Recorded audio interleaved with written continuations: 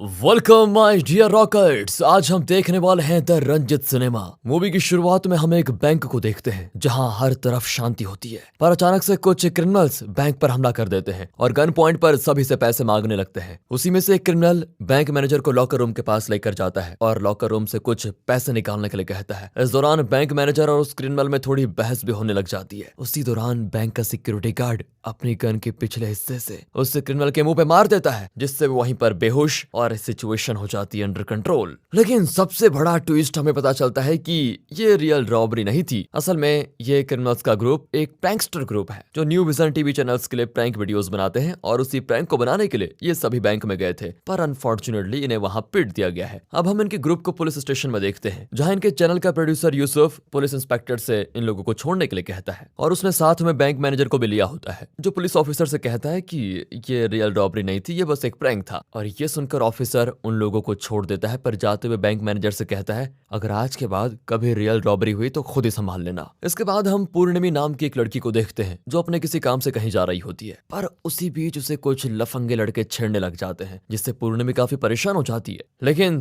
तभी एंट्री होती है मूवी के हीरो रंजीत की, जो कि एक पुलिस ऑफिसर है, और वो पूर्णिमी के साथ ये सब होते हुए देख लेता है। जिसके बाद वो जाकर सभी लफंगे लोगों को एक एक करके बुरी तरह पीटता है और पूर्णिमी को बचा लेता है। लेकिन वो अपना इंट्रोडक्शन दिए बिना ही चला जाता है, जिसका कारण हमें कुछ देर के बाद पता चलेगा। दोस्तों बने रहिए। अब हम सनी चेरा नाम के एक अमीर आदमी को देखते हैं जो अपनी प्रेजेंटेशन के लिए ऑफिस जा रहा होता है। उसी दौरान उसकी वाइफ टीना का कॉल आता है जो उसे जल्दी ऑफिस आने के लिए कहती है, क्योंकि इन्वेस्टर्स आ चुके थे और इस प्रोजेक्ट को टीना के डैडी हैंडल कर रहे थे। असल में टीना ने अपने डैड की मर्जी के खिलाफ जाकर सनी से शादी की थी, जिस वजह से उसके डैड सनी को पसंद नहीं करते हैं और उसे एकदम नकारा मानते हैं। अब जाते हुए सनी एक जगह पर किसी की कॉल अटेंड करने के लिए रुक जाता है, जिस दौरान एक रैंडम लेडी उसे अपना बैग पकड़ने के लिए कहती है। सनी भी बैग को हाथ में लेकर फोन में बिजी हो जाता है। उसी वक्त रंजीत को दिखाते हैं जो पेट्रोलिंग करते हुए सनी के बैग की तरफ देखता है, जिसमें से लगातार खून निकल रहा था, और इससे रंजीत को उस पर शक होने लग जाता है कि कहीं इसने कोई मर्डर तो नहीं किया। रंजीत इसके बाद सनी के पास जाता है और उसे बैग खोलने के लिए फोर्स करता है, क्योंकि उस वक्त तक वो लेडी वहां से गायब हो गई थी। अब जब सनी उस बैग को खोलता है तो उसमें एक आदमी का कटा हुआ सर होता है, जिससे लगातार खून निकल रहा था।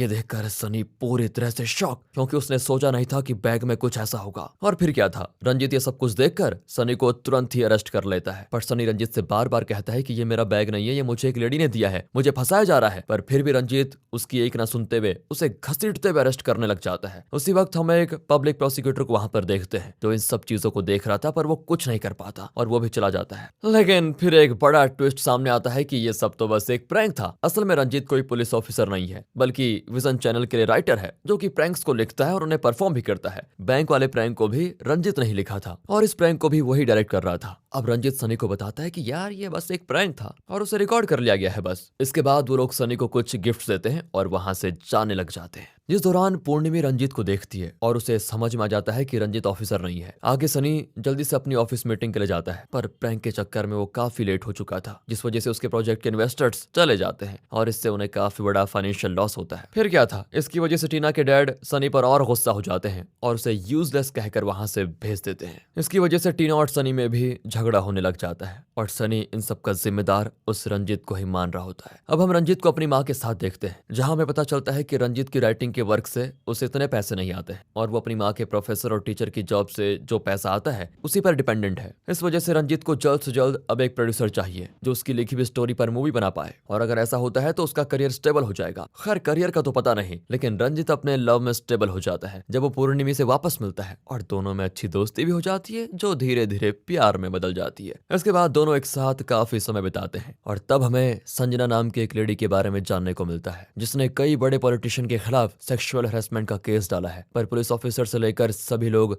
संजना के ही खिलाफ होते हैं और बस उसका असिस्टेंट प्रोफेसर विजय एंथनी ही उसके साथ अकेला खड़ा है, जिसे भी आगे कहानी में पॉलिटिशियन मार गिराते हैं और फिर एंथनी की बॉडी को छुपाने के लिए उसे सनी की कार में डाल देते हैं। इस बेचारे का नसीब ही खराब है। लेकिन यहाँ काफी ज्यादा शॉकिंग चीज हमें देखने को मिलती है, जहाँ रंजीत गलती से एंथनी के मर्डर को रिकॉर्ड कर लेता है और उसे खुद भी ये बात पता नहीं चलती। खैर आगे रंजीत एक प्रोड्यूसर को अपनी जो कहानी होती है उसको सुनाने लग जाता है, जिसका हीरो खुद रंजीत है और उसका नाम है एंसन, और एक्ट्रेस होती है हना, जो कि पूर्णिमी थी। असल में रंजीत अपनी ही लव स्टोरी को थोड़ा चेंज करके उसे स्टोरी की तरह प्रोड्यूसर को सुना रहा होता है, जिसमें वो अपने कैरेक्टर के बारे में बताता है और उसे एक बिगड़ा हुआ अमीर आदमी की तरह इंट्रोड्यूस करता है। रंजीत अब आगे अपनी कहानी को जारी रखता है और हम दूसरी तरफ सनी को देखते हैं, जिसे पुलिस ऑफिसर अरेस्ट कर लेते हैं, क्योंकि उसकी कार में एंथनी की डेड बॉडी मिली है है जिसका सनी को कोई आइडिया नहीं था। लेकिन सनी इस बार भी रंजित पर ही गुस्सा होता है क्योंकि उस वक्त पुलिस स्टेशन में रंजित और उसका एक दोस्त भी था, जिसकी वजह से सनी पुलिस स्टेशन से भाग नहीं पाता और उसे अरेस्ट कर लिया जाता है। सनी तो पहले ही रंजित के उसके साथ प्रैंक रिकॉर्ड करके टीवी पर दिखाने के लिए उस पर गुस्सा था और उसे लग रहा था कि रंजित ही उसे इन सब चीजों में पिछली बार की तरह फिर फंसा रहा है, जिस वजह से वो रंजित से अब बदला लेने के लिए बिल्कुल पागल हो जाता है। अब संजना और एंथनी दोनों का ही केस एक पब्लिक प्रोसिक्यूटर को दिया जाता है, जो वही आदमी था जिसे हमने तब देखा था जब रंजित सनी के साथ प्रैंक कर रहा था। हमें यहाँ पर यह भी पता चलता है कि पब्लिक प्रोसिक्यूटर असल में पूर्णिमा के डैड हैं, जिसके बाद सनी को किसी तरह कोर्ट में बेल मिल जाती है क्योंकि उसके खिलाफ कोई ऐसा प्रूफ था नहीं कि उसने एंथनी को मारा है, पर इसकी वजह से जो उसकी इमेज खराब हुई थी उसका बदला लेने के लिए सनी रंजीत को ढूंढते हुए उसके चैनल के हेडक्वार्टर पहुंच जाता है और वहां पर काफी तोड़फोड़ करता है। दूसरी तरफ पूर्णिमा के डैड रंजीत की मां के पास जाकर उन्हें धमकाते हैं कि अपने बेटे को मेरी बेटी से दूर रखो वरना सही नहीं होगा।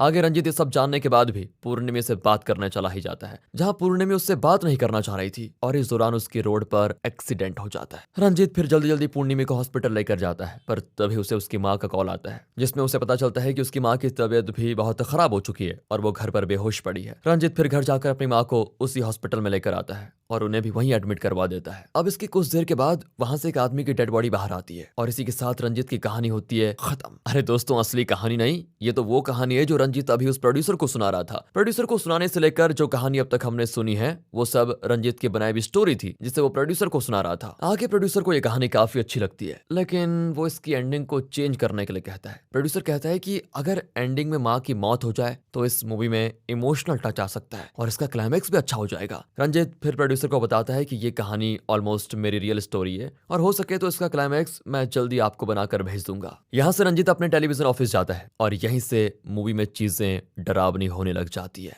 जब रंजीत ये गौर करता है कि उसके ऑफिस में किसी आदमी ने आकर तोड़फोड़ की है, बिल्कुल उसी तरह जैसे उसने प्रोड्यूसर को अपनी कहानी बताई है। उसे ये भी पता चलता है कि वो आदमी जिसने तोड़फोड़ की है वो रंजीत को ही ढूंढने यहाँ पर आया था, जो कि बिल्कुल रंजीत की लिखी हुई स्टोरी के जैसा ही था। यानी कि रंजीत ने अब तक जो कहानी लिखी थी उसके साथ वैसा ही हो रहा था। रंजीत इस चीज से बहुत डर जाता है क्योंकि उसकी कहानी के हिसाब से एंड में उसकी माँ और पूर्णिमा की जान को खतरा हो सकता है। आगे यहाँ से रंजीत अपने घर पहुंचता है तो वहां पूर्णिमा के डैड को देख लेता है, जो उसकी माँ से ये कहने आए हुए थे कि रंजीत को पूर्णिमा से दूर रखो वरना उसके लिए अच्छा नहीं होगा। रंजीत यहाँ भी समझ जाता है कि उसकी लिखी हुई कहानी असलियत में हो रही है। ये कंफर्म करते ही वो एक साइकोलॉजिस्ट के पास जाता है जो रंजीत से कहता है कि ऑलमोस्ट हर समय हम अपने दिमाग के कॉन्शियस ब्रेन को यूज करते हैं, पर कुछ समय के लिए हम अपने सबकॉन्शियस ब्रेन को भी यूज करने लगते हैं जिसमें बहुत हिडन पावर्स होती हैं, जिसकी वजह से हम कई बार डेजावू का भी एक्सपीरियंस करते हैं। यानी कि जो फ्यूचर में होने वाला है उसे समय से पहले ही एक्सपीरियंस कर लेते हैं, जिसे रोकने का सबसे अच्छा तरीका है कि हमें जो चीज नहीं होने देनी है उससे दूर रहें। रंजीत जानकर काफी दुखी होता है कि उसे फ्यूचर का तो पता है, पर अनफॉर्चुनेटली फ्यूचर में उसके साथ अच्छी चीजें नहीं होने वाली। इसी टेंशन में वो अपने कैमरा में पूर्णिमा की वीडियोस को देख रहा होता है और फिर वो उस वीडियो के एंडिंग पार्ट तक पहुंच जाता है जहां उसने गलती से लॉयर एंथनी की डेथ को रिकॉर्ड कर लिया था, जिसे देखकर वो पूरी तरह शॉक हो जाता है। रंजीत फिर इस वीडियो को पूर्णिमा के डैड को दिखाने का फैसला करता है क्योंकि वही एंथनी और संजना के केस को हैंडल कर रहे थे। इसके लिए वो उनके पास जाता है, पर वो रंजीत को देखकर इतने गुस्से में आ जाते हैं कि उसके बाद वो अपने कनेक्शन इस्तेमाल करके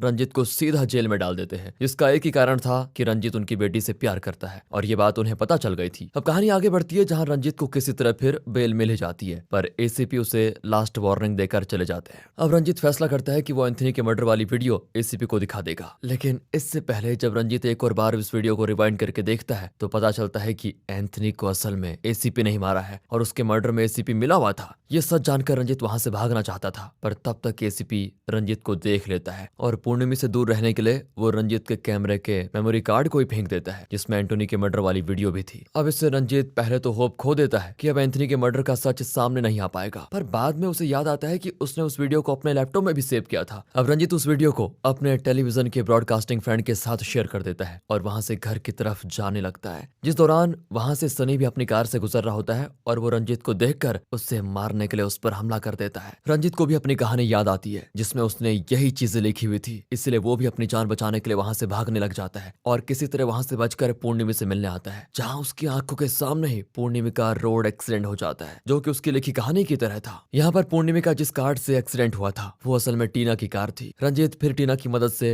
पूर्णिमा को हॉस्पिटल ले जाता है, जहाँ कुछ देर के बाद पूर्णिमा के डैड और सनी दोनों पहुंचते हैं और फिर वो रंजीत को देखते उसे मारने लगते हैं क्योंकि दोनों का ही रंजीत के ऊपर बहुत गुस्सा था और यहाँ तक कि पूर्णिमा के डैड को तो ये भी लग रहा था कि उनकी बेटी का एक्सीडेंट रंजीत की वजह से हुआ है। लेकिन उसी वक्त टीवी पर लॉयर एंथनी की डेथ की रियलिटी रियलिटी सबके सामने आ जाती है जब रंजित का फ्रेंड उसके दिए हुए वीडियो को लाइव टीवी पर ब्रॉडकास्ट कर देता है और सबको पता चल जाता है कि एंथनी को एसीपी नहीं मारा है और इस वीडियो को रंजित ने रिकॉर्ड किया था, जिसको देखकर पूर्णिमी के डैड और सनी दोनों शांत हो जाते हैं और रंजित को लेकर उनके मन में जो गुस्सा था वो कम हो जाता है। रंजित को तभी याद आता है कि कहानी के हिसाब से अब उसकी माँ की तबीयत खराब होने वाली है। वो जल्दी से घर पहुंचता है जहाँ एसीपी अपने गुंडे लेकर पहले आया हुआ था, क्योंकि वो वीडियो रंजित ने रिकॉर्ड की थी और एसीपी इसका रंजित से बदला लेना चाहता था। वहाँ रंजित की माँ दवाई न लेने की वजह से बेहोश हो गई थी और रंजित को उन्हें जल्दी हॉस्पिटल लेकर जाना था, जिसके बाद हम रंजित और एसीपी के बीच हाथापाई होते हुए देखते हैं। इसमें रंजित को काफी चोटें आती है पर वो किसी तरह वहां से अपनी माँ को लेकर हॉस्पिटल आ जाता है, जिसके बाद उन्हें भी एडमिट कर लिया जाता है। अब यहाँ पर पता चलता है कहानी का आखिरी पार्ट, जिसके हिसाब से किसी एक की मौत होने वाली थी, पर उससे पहले रंजित बेहोश हो जाता है और यही होता है सीन कट। अब हमें कई महीनों के बाद का सीन दिखाते हैं जहां वही मूवी प्रोड्यूसर रंजित की लिखी हुई स्टोरी पर मूवी बना चुका है और उसके फर्स्ट प्रीमियर पर वो उस मूवी को थिएटर में देखने जा रहा है, जहां हम देखते हैं कि मूवी ऑडियंस को काफी पसंद आई है और थिएटर में रंजित के साथ उसकी माँ टीना और सनी भी हैं। यहाँ तक कि सनी ने मूवी में उस अमीर आदमी का रोल भी प्ले किया, जिसके लिए टीना के डैड को अब उस पर प्राउड है और अब रंजित और उसके डैड में काफी अच्छी दोस्ती भी हो चुकी है। वहां पर पूर्णिमी और उसके डैड भी मूवी देखने आए हैं, जहां उसके डैड ने भी अब रंजित को एक्सेप्ट कर लिया है और kind of happy movie ending के साथ ये होती है खत्म। लेकिन उससे पहले एक सवाल आपके दिमाग में आया होगा कि ऐसा हुआ कैसे? रंजित की कहानी के हिसाब से तो किसी को एंड में मरना चाहिए था, या तो पूर्णिमी या उसकी माँ को। असल में रंजित ने पूरी तरह से डिसाइड नहीं किया था कि कहानी का क्लाइमैक्स कैसा होगा और किसकी जान जाएगी। इसी वजह से एंडिंग में रंजित हॉस्पिटल में बेहोश हो गया था और कहानी का क्लाइमैक्स डिसाइड ही नहीं हुआ। इस वजह से पूर्णिमी और रंजित की माँ दोनों बच गए और कहानी होती है खत्म। अगर वीडियो अच्छी लगी हो, एक्सप्लेनेशन अच्छा लगा हो तो लाइक कीजिए और चैनल को सब्सक्राइब। मिलते हैं अगली वीडियो में, तब तक के लिए गुड बाय, ख्याल रखिए अपना and finally thanks for watching.